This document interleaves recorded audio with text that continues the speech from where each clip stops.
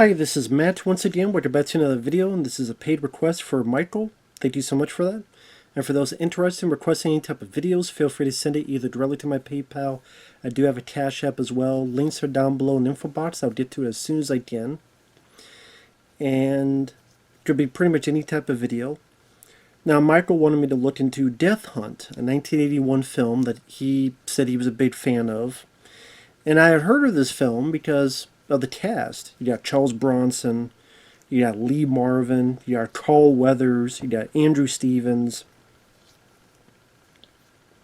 So you definitely have some recognizable people.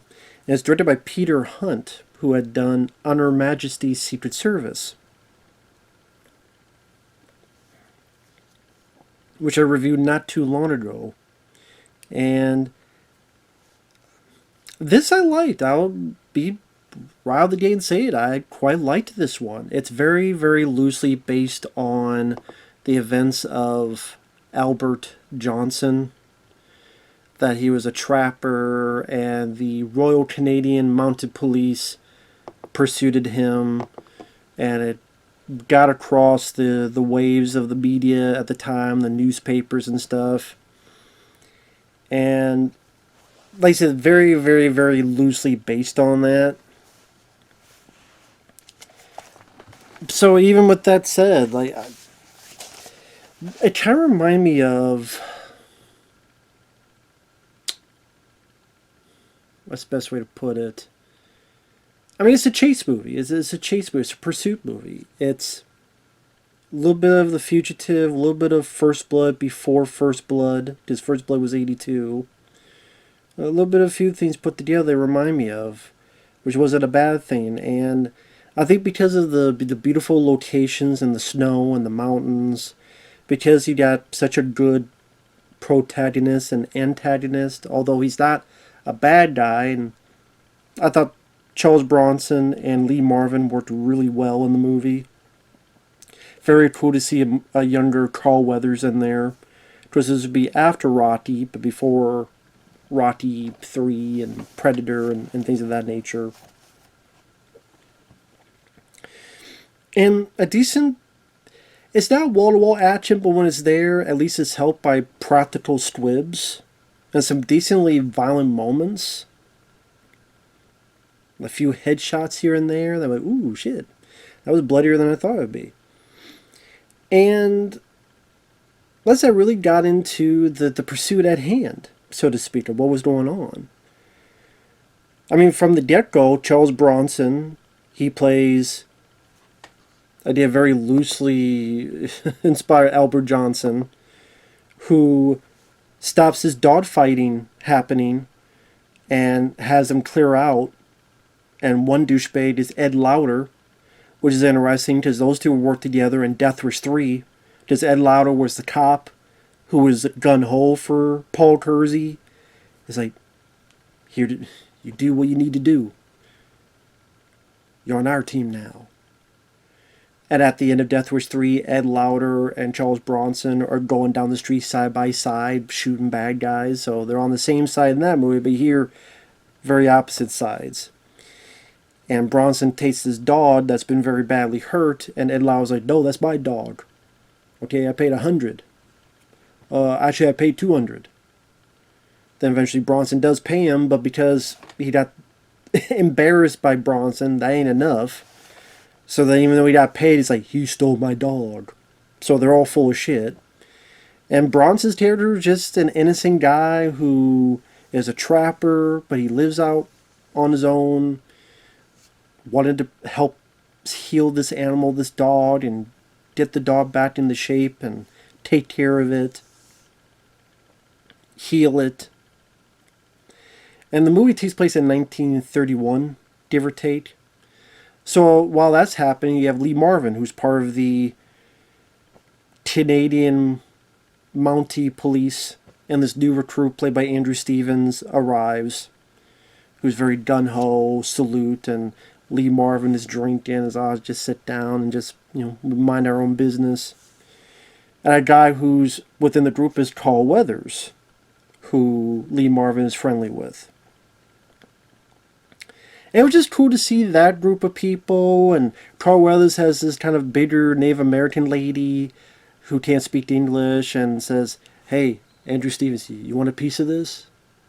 and says, and she's like, try to get with him, but Andrew's like, no, no, no, wait, wait, wait, play more the innocent type of guy.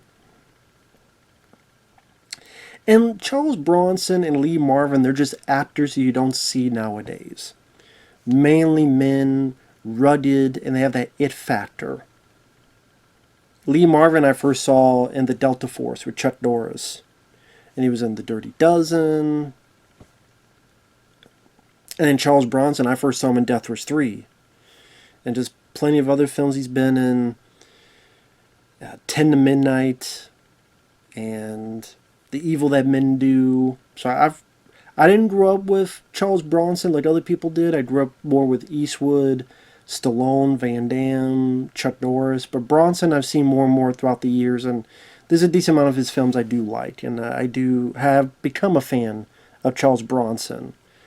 Yeah, they just have that tone of voice, that look, the it factor, that presence that make them stars, and you're just focused on them. That certain look and certain aura of tough guy quality that you just don't see. You definitely don't see it nowadays. Not with pussies like Mark Ruffalo and other pussies, just called giant pussies. Like you don't see it a lot of that nowadays. They're a bunch of pussies.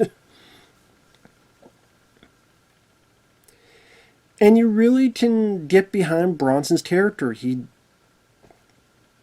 helped this dog, healed this dog, just wants to be left alone. He gets attacked, the dog gets killed, he defends himself.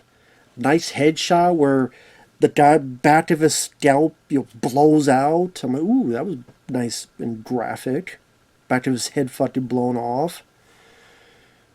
Those douchebaits make up a story and go off and tell Lee Marvin.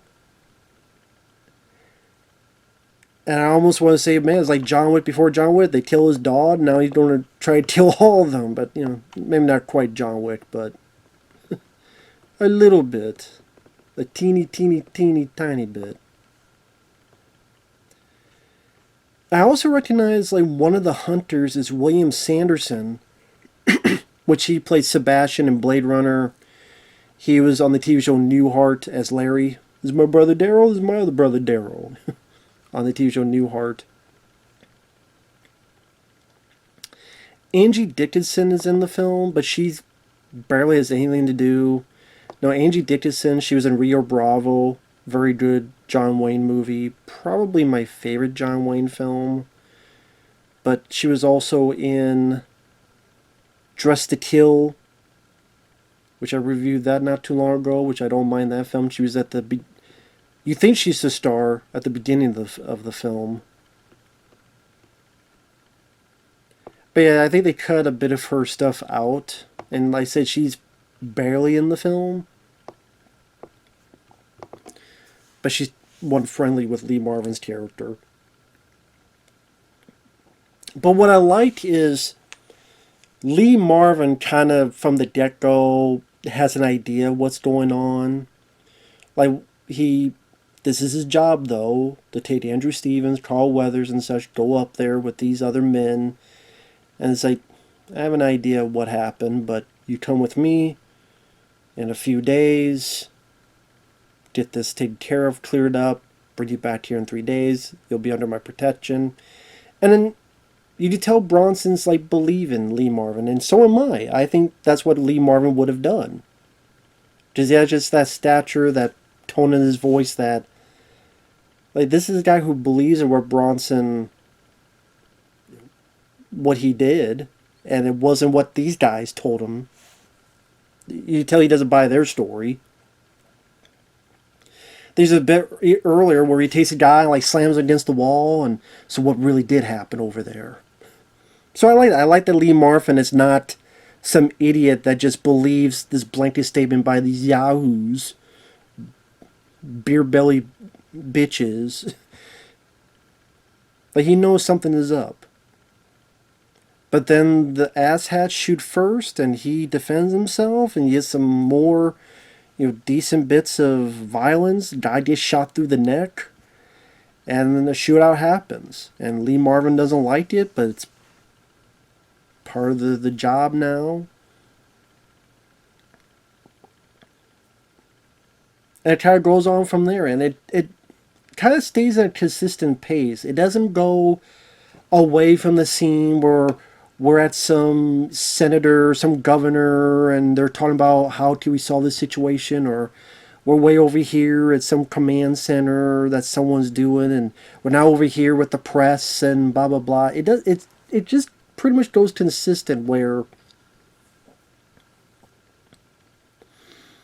there's a Bronson fortifying himself. There's a shootout. I like that Bronson has all these guns at all these different windows.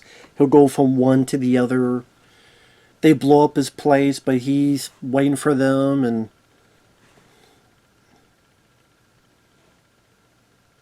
I forget what he says, like, how's it going, or something, and shoots the shit out of the guy. Shoots him with two guns.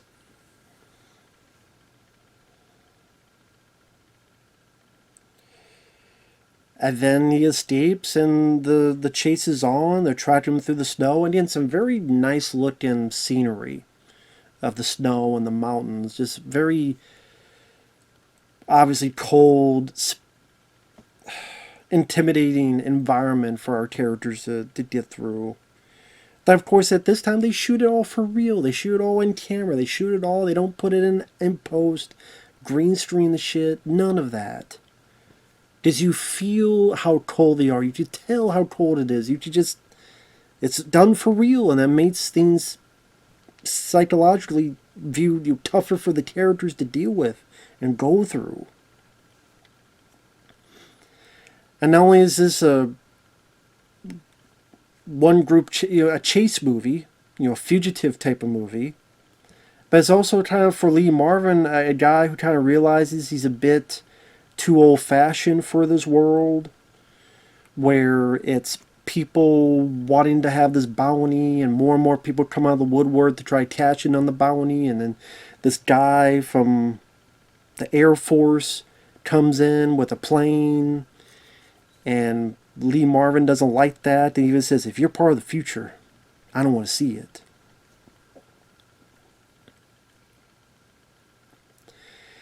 And then you got some decent stunt work.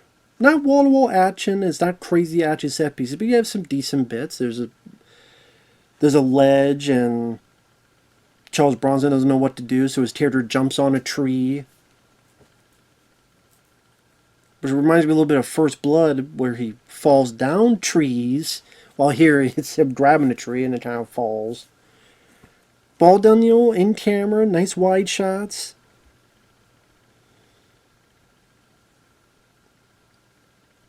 And the hunt goes on from there. I did quite like this film. I would probably put this in my top 5 favorite Charles Bronson films. I know my favorite is Death Wish 3.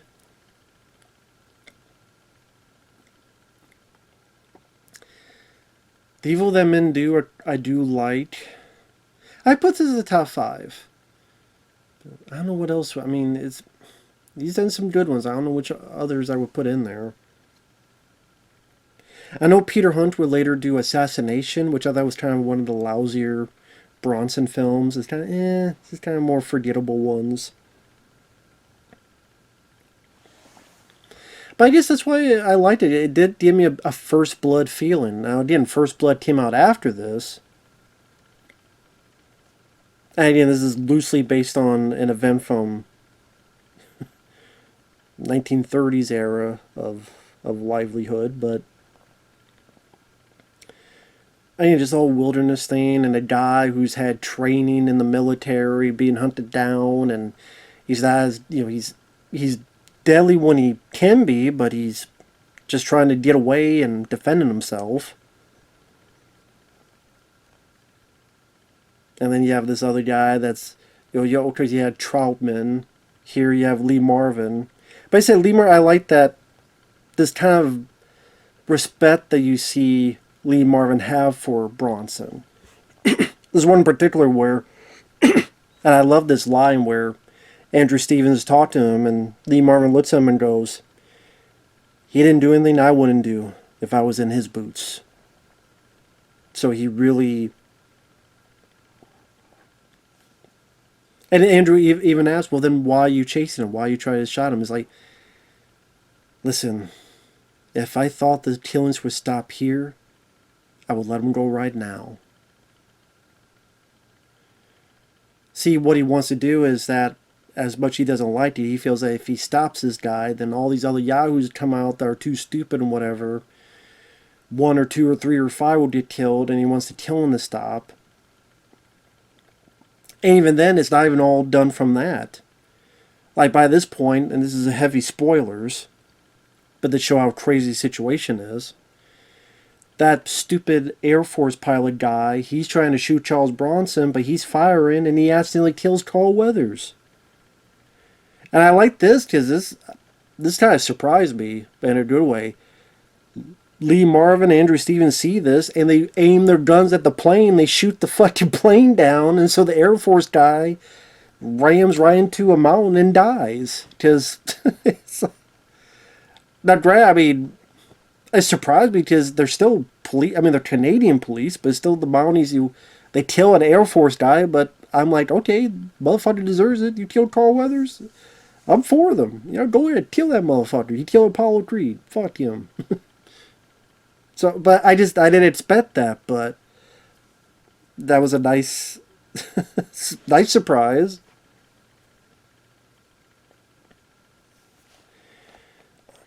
And there's also this aspect, this mad trapper who will, like, kill people and steal their gold teeth. And people think Bronson is the mad trapper, but you find out it's this guy who Bronson talked to earlier as a friend. But now with the bounty, he tries to kill Bronson, but then Bronson turns the tables back on him. So, heavy spoilers. By the end, Lee Marvin shoots someone.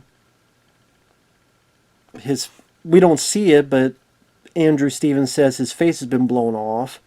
Lee Marvin sees that Charles Bronson's alive, but then he kind of smiles at him. And they both kind of look at each other, and then Lee Marvin puts his gun down. And then Andrew Stevens sees it. And then Lee Marvin kind of looks at him and goes, maybe it's just my eyes, but for my money, that's the guy. But hey, you're in charge now. You decide if this is where the killing stops. And he walks away. And I just the way that was done narratively was satisfying. Because you get that he's part of the cops and he's got to chase him and this kind of doing his job. But at the same time, he realizes, hey,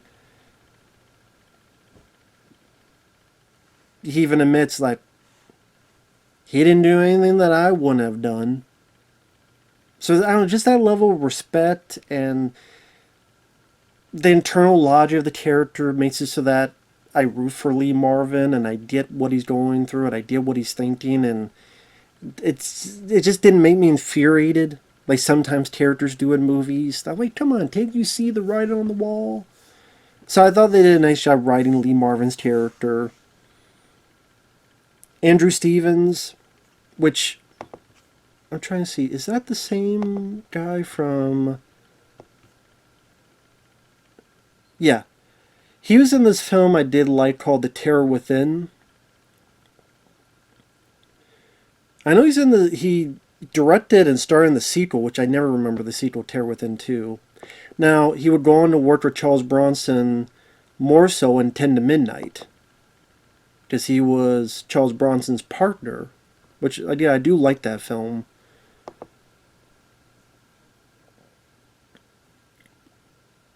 And actually, let's go into this. Because I do like this film at the end of the day. I thought it was well shot.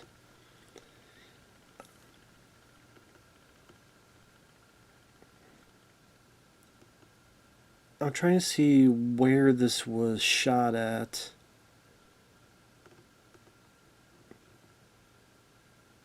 Canmore and Abraham Lake, Alberta in Canada. And if you're wondering what I'm doing, I want to look up these two actors' filmographies.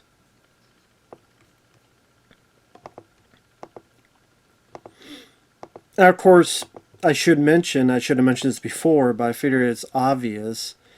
But I mean, well, maybe not to everybody. But of course, these two had worked together in...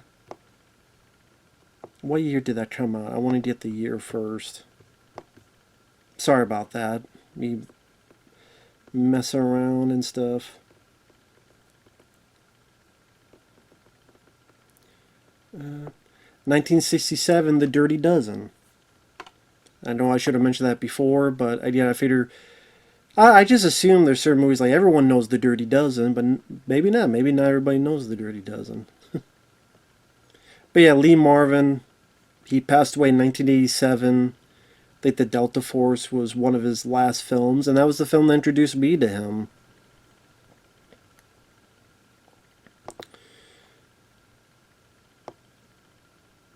And then Bronson,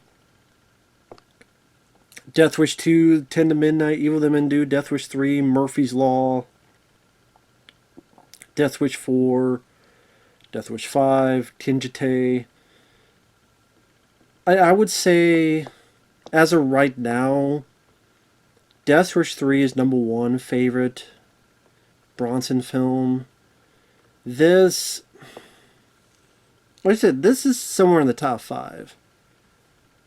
Along with Evil Them and Do, I would put maybe 10 to Midnight and Murphy's Law in the top 5, maybe.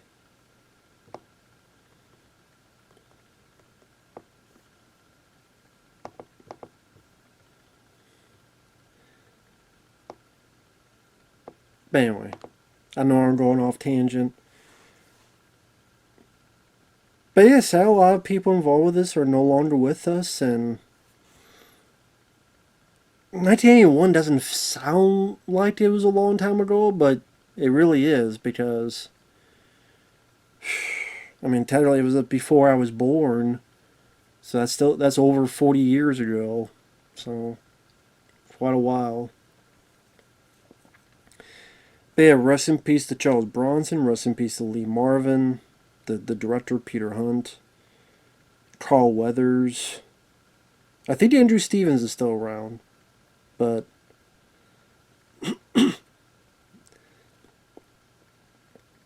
and Carl Weathers, I thought he did a good job. He was fun. Part of me wishes he would have lasted even longer in the film. I mean, he's in it for a decent amount of time. It's just, I didn't want him to die. But, and I mean, Charles Bronson, I mean, he doesn't have a whole lot of dialogue. He doesn't have a whole lot of dramatic moments. He doesn't have like a lot of big speeches or anything. But maybe at this time, people kind of knew what to expect, what they wanted out of Bronson. And all that kind of gives you that bit of business. But overall, I liked it. I thought it was a pretty entertaining movie. Not big, huge set pieces like Peter Hunt, On Her Majesty's Secret Service type of stuff in the second act of that, but still a pretty decent fugitive chase type of movie. So with that said, thanks for watching. Take care, and we'll see you guys later. Bye-bye.